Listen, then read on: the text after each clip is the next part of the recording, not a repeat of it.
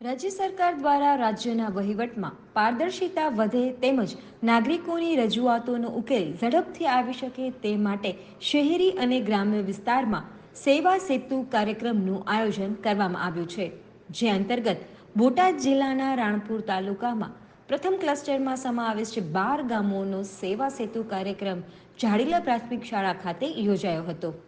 રાજ્યના છેવાડાના માણસોની નાની નાની સમસ્યાઓનું એક જ સ્થળ પરથી નિવારણ થાય તે માટે સેવા સેતુ થકી સુંદર આયોજન કરાયું છે।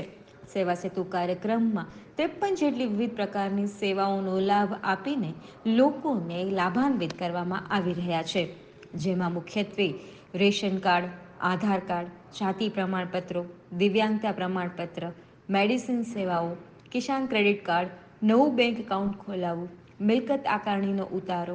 આવકનો દાખલો, વૃદ્ધ પેન્શન સહાય જેવી સેવાઓ સ્થળ પર જ મળી રહે તે મુજબનું આયોજન કરવામાં આવ્યું છે, જેમાં જે તે વિભાગના અધિકારી કર્મચારીઓ સ્થળ પર જ હાજર રહીને લોકોને આ સેવાનો લાભ આપી રહ્યા છે। ઝાડીલા પ્રાથમિક શાળા ખાતે યોજાયેલા કાર્યક્રમમાં જિલ્લાના અગ્રણીશ્રીઓ તેમજ અધિકારીશ્રીઓ ઉપસ્થિત રહ્યા હતા। સાથોસાથ મોટી સંખ્યામાં ગ્રામજનો પણ ઉપસ્થિત રહ્યા હતા। જિલ્લા ભાજપ પ્રમુખ મયુરભાઈ પટેલ આજે ઝાડીલા મુકામે જ્યારે રાણપુર તાલુકાના 10મા તબક્કાનો સેવા સેતુનો કાર્યક્રમ છે, ત્યારે રાણપુરના ઝાડીલા ગામે આજે આશરે 12 ગામના લોકો માટે સરકારશ્રી દ્વારા અધિકારી તંત્ર લોકોમાં જાગૃતિ આવે, અવેરનેસ આવે, માહિતી મળે, સરકારી યોજનાઓના લાભ મળે, યોજનાઓ કઈ રીતે લઈ શકાય તેના ફોર્મો જે સ્થળ ઉપર નિરાકરણ થઈ શકે તેવા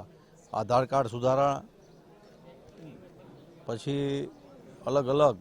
મેડિકલ કેમ્પ પણ સાથે અહીંયા કરવામાં આવ્યો છે। આમ તો બોટાદ જિલ્લાના લગભગ તાલુકાની અંદર આજે કાર્યક્રમો છે સાથે। હું SM પટેલ,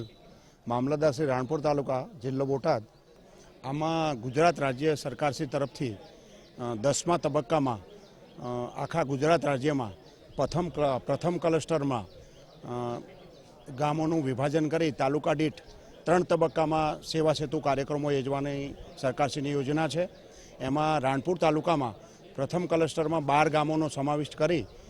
ઝાડીલા ગામમાં પ્રાથમિક શાળામાં સેવા સેતુ કાર્યક્રમ યોજવામાં આવેલ છે।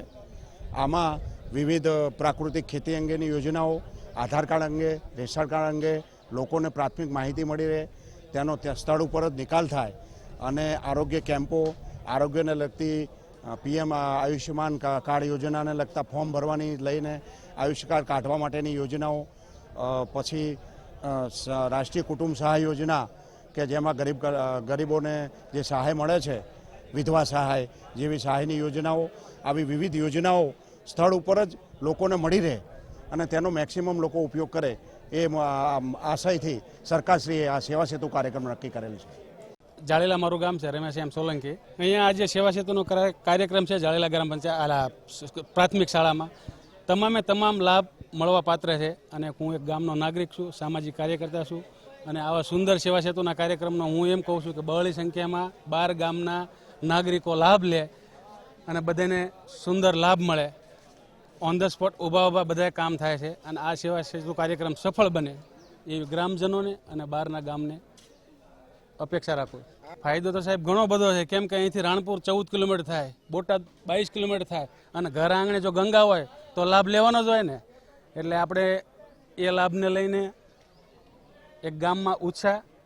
અને એક ગામનું વાતાવરણ સારું અને ગામના નાગરિકો લાભ લે એવી અપેક્ષા સાથે